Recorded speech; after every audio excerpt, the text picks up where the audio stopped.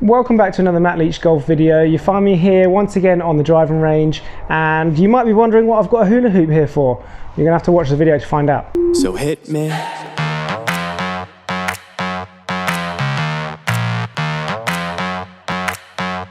So hit me. We're going to be talking about how you hit a fairway wood, or a fairway metal as they're now known, from the ground. This is one of the things that people tend to find fairly tricky because the club's obviously not got a huge amount of depth in the face, there's not a huge amount of loft on there, and it can be a tricky club to get off the ground. However, if you can be good with these, this can be a massive weapon on long par 4s, par 5s, and even potentially sometimes off the tee on a windy day. Reason I've got the hula hoop.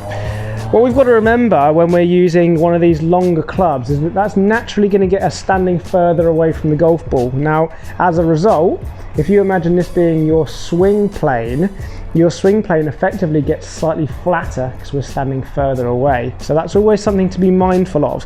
And what you'll see is that the flatter the hula hoop or the swing plane goes, the closer the swing gets to the ground. So that's going to make it slightly more challenging for us to make really good contact on a regular basis. Now I'm going to put that to one side. What that means for us is that we need to be really conscious of where the ball position is and also the way that we're trying to swing the golf club.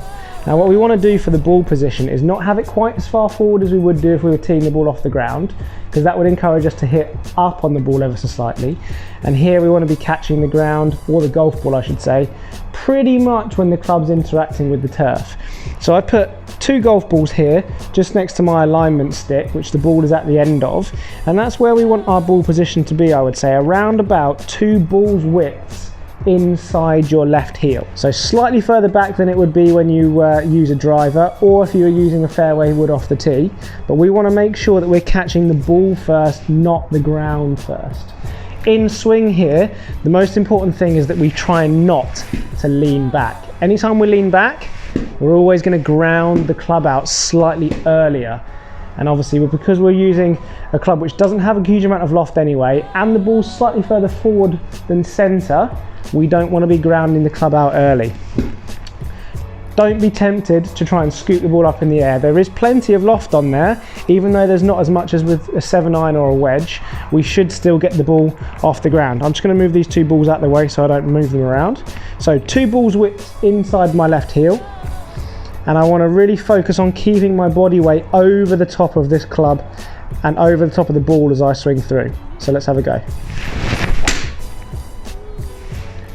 So really good ball first contact there. Ball's taken off on a really good trajectory and has gone a long way. According to the GC quad, it's gone 230 yards in the air. So I'm pretty happy with that. That is a huge weapon for me on par 5s and some really long par 4s.